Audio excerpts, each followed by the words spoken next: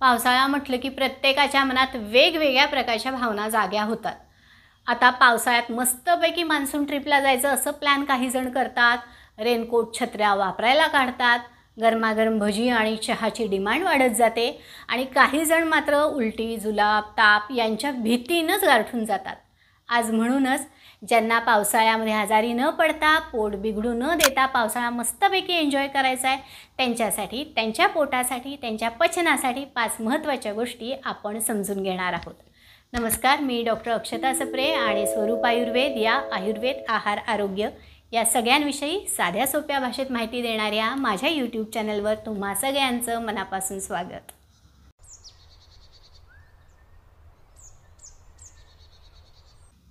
पावसाळ्यात आजारपण वाढण्याचं किंवा पोटाचे आजार वाढण्याचं महत्त्वाचं कारण दूषित पाणी हे मानलं जात असलं तरीही ही एवढी एकच गोष्ट पोट बिघडायला कारण ठरत नाही।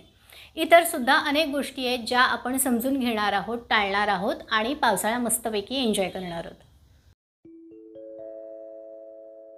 पावसाळ्यात सगळीकडे पाणीच पाणी झालेलं असतं, वातावरणात ओलसरपणा आलेला असतो, थंडी असते, सूर्याची उष्णता आपल्यापर्यंत थोड्या कमी प्रमाणातच पोहोचत असते।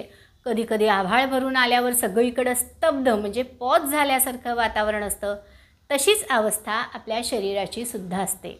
शरीरात सुद्धा जडपणा, ओलसरपणा, थंडावा भरून आलेला असतो।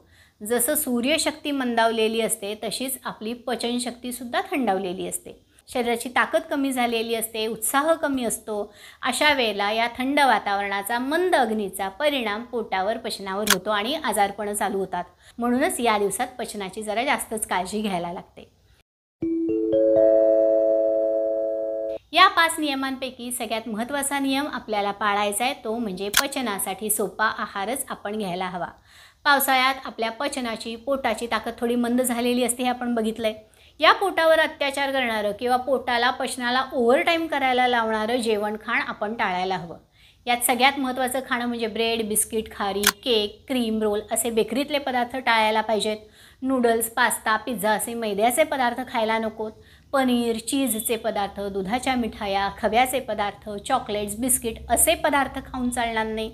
किंवा ईस्ट घालून किंवा instant 2 minute ready to cook पद्धतीनं बनवलेले इडली, डोसा, ढोकळा हे आंबवलेले पदार्थसुद्धा आपल्याला खाऊन चालणार नाही। फ्रीजमधले पदार्थ, थंडगार पदार्थ हे सुद्धा पचनाला त्रास देतात, त्यामुळे ते नकोत। आरोग्यासाठी चांगली मानली जाणारी कडधान्य ही सुद्धा पचनाला जड असतात, त्यामुळे कडधान्यांच्या उसळी खाणं पावसाळ्यात टाळलेलं चांगलं। फार तर मूग, मटकी, मसूर या छोट्या कडधान्यांच्या उसळी व्यवस्थित शिजवून हळद, सैंधव, हिंग घालून त्यांच्या उसळी खाणं कधीतरी चालू शकेल। पण ज्यांना गॅसेसचा त्रास होतोय, पोट जड आहे, त्यांनी कडधान्य खाऊच नाही। शिजवलेली कडधान्य जर इथे पचत नसतील तर कच्चे स्प्राउट्स तर फार त्रास देऊ शकतात। यावेळेला हे सगळं लक्षात घ्यायला पाहिजे आणि कच्ची कडधान्य, कच्चे सॅलड्स म्हणजे गाजर, काकडी, बीट, कांदा हे सुद्धा कच्चं खाणं आपल्याला टाळायला हवं। पालेभाजीसुद्धा पावसाळ्यात खाऊ नये असं आयुर्वेदानं स्पष्ट सांगितलंय। पावसाळ्यात तर दूषित पाण्यावर वाढवलेली पालेभाजी शरीरात आजार निर्माण करते। शिवाय पालेभाजी जी स्वतः भरपूर पाण्यावर वाढते ती खाल्ल्यानं शरीरातलं पाण्याचं प्रमाण वाढतं। या वाढलेल्या पाण्याचा शरीराला पावसाळ्यात अजिबात फायदा नसतो, उलट याचा ओलावा शरीरात, पोटात चिकटपणा, थंडावा निर्माण करतो आणि पोट जड होतं, गॅसेसचा त्रास व्हायला लागतो। म्हणून पालेभाजीसुद्धा पावसाळ्यात खाऊ नये।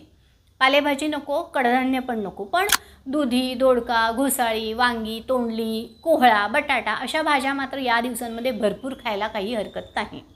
या भाज्या व्यवस्थित धुवून, शिजवून हळद, हिंग, सैंधव, कढीपत्ता अशा डायजेस्टिव्ह पदार्थांचा किंवा मसाल्यांचा वापर करून भुकेनुसार खाव्यात।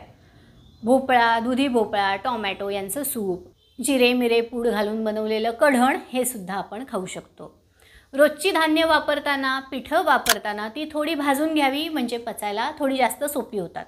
जेवण गरम गरम जेवावं आणि त्यासोबत साजूक तूप मात्र न विसरता घ्यावं।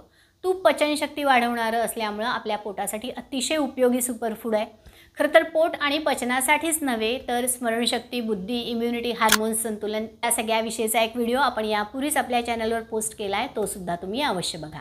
मांसाहाराच्या बाबतीत बोलायचं झालं तर ज्यांना सवय आहे त्यांनी मांसाहार केलेला चालू शकतं, पण सी फूड म्हणजे मत्स्याहार मात्र अजिबात करू नये।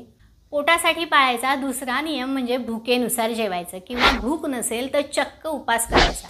बऱ्याच वेळेला आपण काय खातोय यापेक्षा किती खातोय आणि कोणत्या वेळेला खातोय याचा विचार करणं पोटासाठी गरजेचं असतं. शांतपणे एकाग्रतेनं चावून चावून खावं, पोटात जागा ठेवून खावं, भूक लागल्यावर खावं, हे काही बेसिक नियम पचन चांगलं होण्यासाठी कायमच पाळायला हवेत.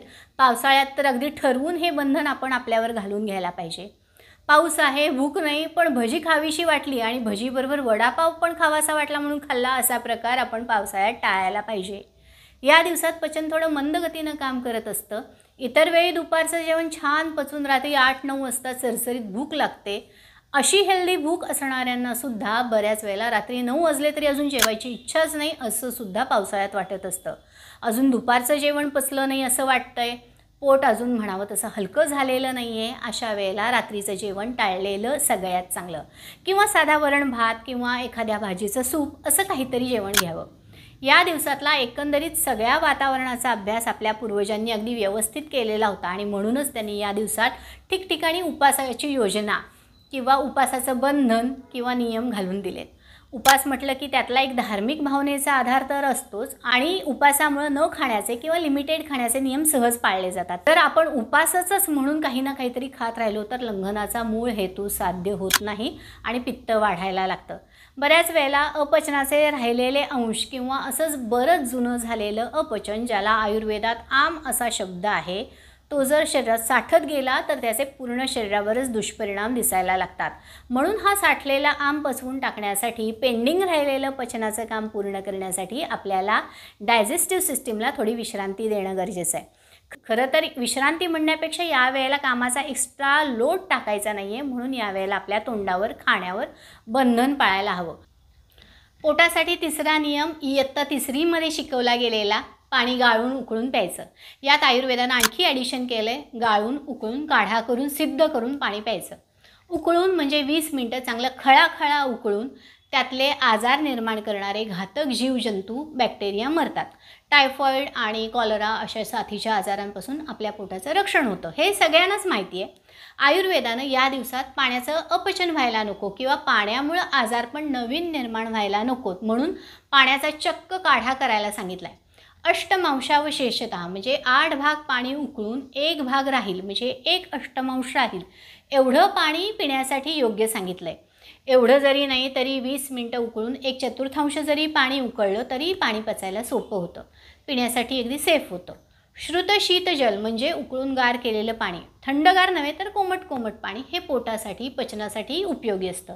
गार पाणी, उकळून गार केलेलं पाणी, गरम पाणी, कोमट पाणी, या सगळ्यांपैकी कोणतं पाणी कधी प्यायचं याविषयी जास्त माहिती देणारा एक व्हिडिओ मी आपल्या चॅनलवर यापूर्वीच पोस्ट केला आहे, तो पण तुम्ही नक्की बघा. प्रतिकारशक्ती चांगली राहण्यासाठी खरं तर फक्त पावसाळ्यातच नव्हे तर कायमच पिण्यासाठी चांगलं म्हणजे सोन्याचं पाणी.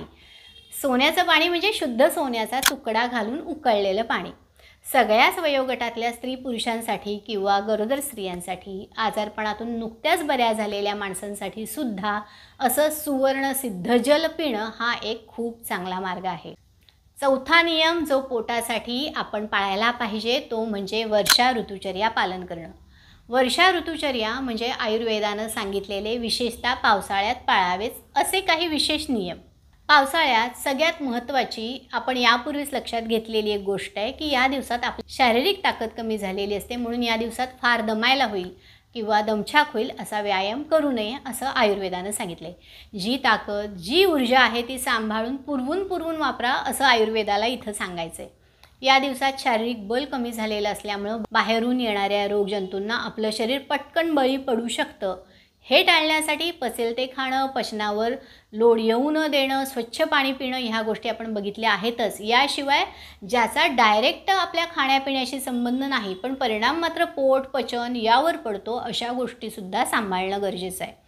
पावसातून आल्यानंतर डोकं व्यवस्थित पुसून घेणं, हातपाय स्वच्छ धुणं, गरम पाण्यानं अंघोळ करणं, पूर्ण कोरडे स्वच्छ कपडे घालणं, उबदार वातावरणात राहणं, अंथरूण पांघरूण स्वच्छ उबदार वापरणं, या गोष्टी आपल्या शरीरात उष्णता राखून ठेवण्यासाठी मदत करतात, ज्यामुळे पूर्णच आरोग्य उत्तम राहतं. पावसाळ्यात चिखलात पाण्यात वावरताना व्यवस्थित काळजी घेणं, घरात आल्यावर हातपाय स्वच्छ धुणं हे लेप्टोस्पायरोसिस सारखा आजार पसरण्यासाठी प्रिव्हेन्शन ठरू शकतं. जिथे डास नाहीत, माशा नाहीत अशा स्वच्छ ठिकाणी राहणं, स्वच्छ वातावरणात झोपणं मलेरिया रोखू शकतं. स्वच्छ हातावरनं, स्वच्छ वातावरणात, स्वच्छ भांड्यात बनवलेलं, स्वच्छ व्यक्तीनं वाढलेलं आणि माशा नसलेल्या ठिकाणी केलेलं आणि जेवलेलं जेवण किंवा झाकून ठेवलेलं अन्न टायफॉईडसारखे अनेक आजार पसरण्याला रोकथाम करू शकतं. आतड्यांचं इन्फेक्शन, लिव्हरचं इन्फेक्शन, जुलाबाची साथ ह्या सगळ्या आजारांचा डायरेक्ट पोटावर झालेला अटॅक जसं पचनशक्तीचा मोठा शत्रू आहे, तसंच ताप, सर्दी, खोकला, फ्ल्यू या आजारात कमी झालेली आपली शारीरिक ताकद आणि मंद झालेला अग्नी या सगळ्याचा दूरगामी परिणाम पोटावर, पचनाच्या सवयीवर दिसू शकतो. शिवाय या सगळ्या आजारांना ट्रीटमेंट म्हणून किंवा सांधेदुखी, अंगदुखी अशा आजारांसाठी त्यावेळेला आवश्यक वाटणारी अशी काही ॲलोपॅथीची औषधं, काही अँटीबायोटिक्स याचा परिणाम पोटाच्या आरोग्यावर, आतड्यांच्या आरोग्यावर होऊ शकतो. 5वा नियम म्हणजे आयुर्वेदानं सांगितलेल्या पचनासाठी चांगल्या असणाऱ्या गोष्टी आहारामध्ये समाविष्ट करणं. या गोष्टी म्हणजे आयुर्वेदानं खास पावसाळ्यासाठी सांगितलेल्या हेल्थ टिप्स मानता येतील. यात सगळ्यात महत्त्वाची गोष्ट म्हणजे स्वयंपाकात, खाण्यापिण्यात आल्याचा वापर वाढवणं. चहा जर पीत असाल तर त्यात आवर्जून आलं घाला. भूक लागत नसेल, पोट जड झालं असेल तर वाटाण्या एवढा आल्याचा तुकडा किसून सैंधवासोबत चावून खा. यानं भूक छान लागते आणि पचनसुद्धा चांगलं सुधारतं. 1 चमचा आल्याचा रस, पाव चमचा सैंधव, अर्धा चमचा लिंबू रस हे आलं लिंबू पाचक. पाव कप कोमट पाण्यात डायल्यूट करून घोट प्या. यानं अपचन कमी होतं, पोट जड होणं किंवा गॅसेसचा त्रास कमी होतो. सर्दी, खोकला, अपचन असेल तर पाव चमचा सुंठ पावडर, अर्धा चमचा गुळपूड आणि अर्धा चमचा गाईचं साजूक तूप एकत्र करून खा. यानं कफाचे आजार कमी होतात. सर्दी खोकल्यावर प्रथम उपचार म्हणून वापरल्या जाणाऱ्या काढ्याचे काही घटक म्हणजे तुळस, लवंग, ओवा, सुंठ, दालचिनी अशा औषधापैकी एका वेळी कोणत्या तरी एका औषधाचा पाण्यात टाकून ते उकळून त्याचं सिद्ध जल म्हणजे मेडिकेटेड वॉटर पावसाळ्यात भिजून आल्यावर अवश्य प्या. ह्या सगळ्या वनस्पती कफ, चिकटपणा कमी करणाऱ्या आहेत. उकळताना त्यातली औषधी अर्क किंवा औषधी गुण पाण्यात उतरल्यानं छान डायजेस्टिव्ह वॉटर तयार होतं, जे पोटासाठी, पचनासाठी सुद्धा खूप चांगल्या प्रकारे टॉनिकचं काम करतं. अपचन होऊन पोट दुखत असेल, गॅसेस झाले असतील, पोटात थंडपणा वाटतोय आणि पोट जड झालं आहे, पोटात गुडगुड आवाज येत आहेत, तर अशा वेळेला 1 चिमूटभर ओवा सैंधवसोबत गरम पाण्यातून घ्या. अपचनाच्या बऱ्याच तक्रारी कमी होतील. तर अशा काही पोटाच्या आरोग्यासाठी आयुर्वेदानं सांगितलेल्या छोट्या छोट्या गोष्टी, ह्या सगळ्या गोष्टी पावसाळ्यात नक्कीच सांभाळूया. आयुर्वेदानं सांगितलेले हे सगळे नियम पाळूया.